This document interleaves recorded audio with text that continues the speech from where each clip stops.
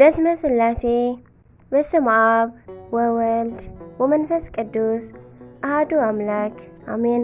ሰላም እግዚአብሔር አምላክ ምስ ኩላትኩም ይኹን። ህዝበ ክርስቲያን ከመይ ኣለኹም? ከመይ ውዕልኩም? ኣነ እግዚአብሔር ይመስገን። ክብሪ ይስፋሕ መድኃኔ ዓለም ክርስቶስ ልዑል እግዚአብሔር አምላኽና ክሳብ ሰዓት እዚኣ እትጸንሕ እስትንፋስ ዓዲሉ ብጸጋን ብጥዕናን ስለዘጽንሐናን ዝዓቀበናን ክብርን ምስጋናን ኣምልኮን ውዳሴን ንዘለዓለም ንዑ ይኹኖ። ከምኡውን ነታረረት ተሊና ቅድስተ ቅዱሳን ንጽሕተ ንጹሓን ዝኾነት ወላዲተ ኣምላክ ወላዲተ ቃል ዝኾነት ቅድስቲ ኪዳነ ምሕረት ኣደይ ወዳ ብዝሃባ ክብሪ ክብርን ምስጋናን ውዳሴን ይብጽሓያ። ከምኡውን ንኹሎም ቅዱሳን ከከም መዓርጎም እግዚአብሔር አምላክ ብዝሃቦም ቃል ኪዳን ብዝሃቦም ክብሪ ክብርን ምስጋናን ውዳሴን ንዘለዓለም ንዖም ይኹን አሜን። ሕዳር 4 ዝጽለ ዝንበብ ስንክሳር ዝሰምዕ ዘንብብ ፍቕሪ ጎይታ ኣብ ልቡ ይዕንብብ። ሓለዋን ጸሎትን ናይ ቅዱሳን ደማ ይረክብ። ዚክረ ጻድቅ ለዓለም ይሄሉ ዝኽሪ ናይ ጻድቅ ንዓለም እዩ ዝነብር አሜን። በስመ አብ ወወልድ ወመንፈስ ቅዱስ አሐዱ አምላክ አሜን። ሰማዕታት አቢማኮስን አዛርያኖስን 4 ሕዳር በዛ መዓልቲ እዚኣ ካብ ሮሜ ሃገር ዝኾኑ ቅዱሳን ሰማዕታት አቢማኮስን አዛርያኖስን ብሰማዕትነት ዓረፉ። እዞም ቅዱሳን ንክርስቶስ ዝኣምኑ ከም ዝኾኑ ከሓዲ ንጉስ መክስሚያኖስ ናብ ዝሾሞ መኮንን ወንጀልዎም። ንሱ ድማ ኣጸዊዑ ስለ ሃይማኖቶም ሓተቶም። ንሳቶም ድማ ክብርን ምስጋናን ብዝግብኦ ብጎይታናን ኣምላኽናን ኢየሱስ ክርስቶስ ተኣመኑ። ሰማይን ምድርን ኣብ ውሽጦም ዘሎ ኩሉን ነቲ ንጉስ ንባዕሉን ዝፈጠረ ኣምላኽ ገዲፉ ውፅኢት ኢድ ሰብ ንዝኾኑ ንዝረኸሱ ጣዖታት ብምምላኹ ዘለፍዎ። እቲ መኮንን ድማ ካብ ድፍረቶም ዝተለዓለ ተደነቐ። ኣርእስቶም ብሰይፊ ንኽቖርጽዎም ድማ ኣዘዘ። ኣብ መንግሥተ ሰማያት ድማ ናይ ምስክርነት ኣኽሊል ተቐበሉ። ንእግዚአብሔር ኣምላኽና ምስጋና ይኹኖ። ንዓና እውን ብጸሎት እዞም ቅዱሳን ሰማዕታት ይምሓረና። በረኸቶም እውን ምሳና ተሃሉ ንዘለዓለም ዓለም አሜን። ኣርኬ ድማ ከምዚ ይብል ሰላም ለአቢማኮስ በብዙሕ ጻማ ዘተመከረ ወለአዛርያኖስ ምስለይሁ ዘአረየ ክብረ ኣማ ቆሙ ለስም ብዓውደ ኩና ምኩናን ህቡረ ተዋስኦቶሙ ሰበ መኮንን አንከረ የሳውዲሆሙ በመጥባህተ አምተረ። በረኸተ ምሕደረና ያዕቆብ ወዮሐንስ። ካብኡውን በዛ መዓልቲ እዚኣ ቅዱስ ያዕቆብን ናይ ሃገረ ፋርስ ኤጲስቆጶስ ዮሐንስን ብኢድ ወዲ ሓርመዝ ዝኾነ ናይ ሃገረ ፋርስ ንጉስ ሳቦር ብሰማዕትነት ኣዕረፉ። ንሱውን ንፀሓይን ንወርሕን ንእንስሳትን ንኽሰግዱ ኣዘዞም። ትእዛዙ ኣብ ዘይሰምዕሉ ጊዜ ድማ ብጽኑዕ ስቃይ ንኸሰቀይዎም ኣዘዘ። ኣብ ውሽጢ ስቃይ ኮይኖም እውን ግን ክቡር ብዝግብኦ ብጎይታናን ኣምላኽናን መድኃኒናን ኢየሱስ ክርስቶስ ሃይማኖት የጽንዕዎም ነበሩ። ጥንካረ ልቦምን ኣብ ውሽጢ ስቃይ ኮይኖም ምዕጋሶምን ምስትምሃርን እውን ዘይምሕዳጎምን ምስ ረኣየ ኣብ ውሽጢ እሳት ንኽድርብዎም ኣዘዘ። ካብኡውን ክቡር ንዕኡ ይኹን እሞ ነፍሶም ኣብ ኢድ ጎይታናን ኣምላኽናን መድኃኒናን ኢየሱስ ክርስቶስ ኣረከቡ። ናይ ሰማዕትነት ኣኽሊልን እውን ተቐበሉ። ምስ ንእግዚአብሔር ኣምላኽና ምስጋና ይኹኖ። ንዓና እውን ብጸሎት እዞም ቅዱሳን ይምሓረና። በረኸቶም እውን ምሳና ትንበር ንዘለዓለም አሜን። ኣርኬ ድማ ከምዚ ይብል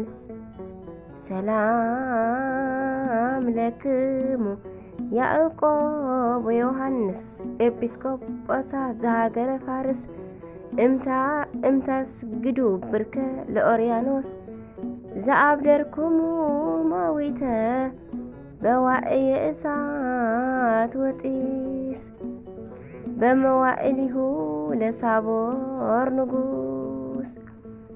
ቅዱስ ቶማስ ዘደማስቆ ከምኡውን በዛ መዓልቲ እዚኣ ናይ ሃገረ ደማስቆ ኤጲስቆጶስ ቅዱስ ቶማስ ኣብ ግብጾን ሶርያን እስላም ኣብ ዝነገሱሉ ጊዜ ብሰማዕትነት ኣዕረፈ።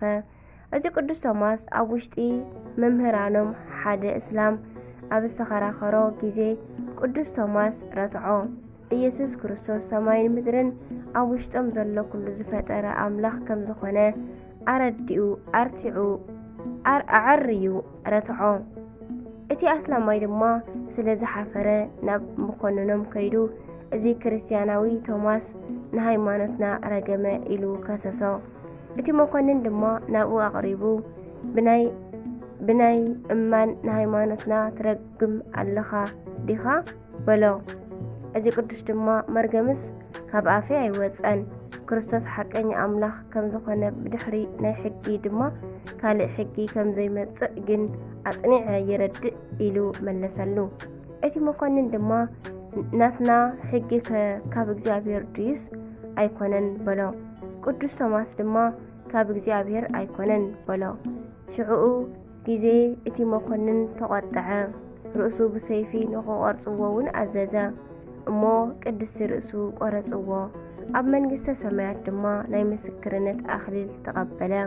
ንእግዚአብሔር ኣምላኽና ምስጋና ይኹኖ። ንዓና እውን ብጸሎት እዚ ቅዱስ ሰማዕት ይምሓረና።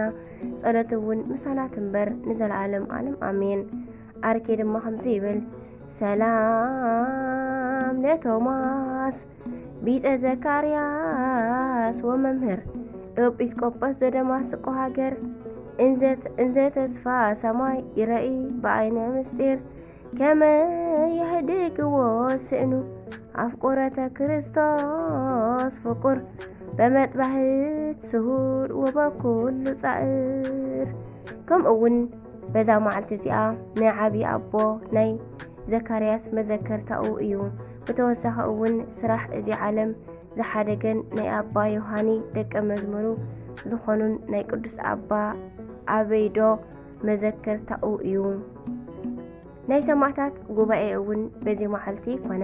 ናይ እስክንድርያ ሊቀ ጳጳሳት ኣባ ጴጥሮስ እውን መዘከርታው እዩ። ንእግዚአብሔር ኣምላኽና ምስጋና ይኹኖም። ንዓና እውን በዚ ጸሎት እዞም ቅዱሳን ይምሓረና። በረኸቶም እውን ምሳና ትንበር ንዘለዓለም ዓለም አሜን። ኣርኬ ድማ ከምዚ ይብል ሰላም ለኣበይዶ መጠነ ዮሃኒ መጠኑ እስመ ውእቱ ረድኡ ወውስተ ኩሉ ምእመኑ ለዝጻማዊ ወፈጻሜ መልእክት ዘበበይኑ ጼና አልባሲሁ ከመ ጼና ሲሂን ይጼኑ ወይበርህ እምፀሃይ ምስቢኢ ተስኑ። ንእግዚአብሔር ኣምላኽና ምስጋና ይኹኖ። ንዓና እውን በዚ ኩሉ ጸሎት ናይዞም ቅዱሳን ይምሓረና። በረኸቶም ድማ ምሳና ትንበር ንዘለዓለም ዓለም አሜን አሜን።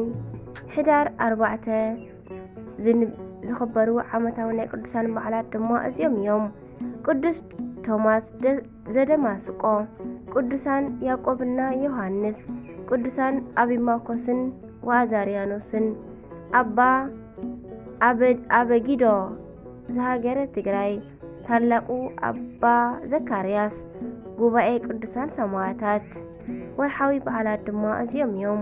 ቅዱስ ዮሐንስ ወንጌላዊ ፍቁረ እግዚእ፣ ቅዱስ እንድርያስ ሐዋርያ፣ ቅድስት ሶፊያ ሰማዕት፣ ቅዱስ ዮሐንስ ዘሃራቅሊ ሰማዕት፣ ቅዱሳን አብርሃን ወአጽብሃን።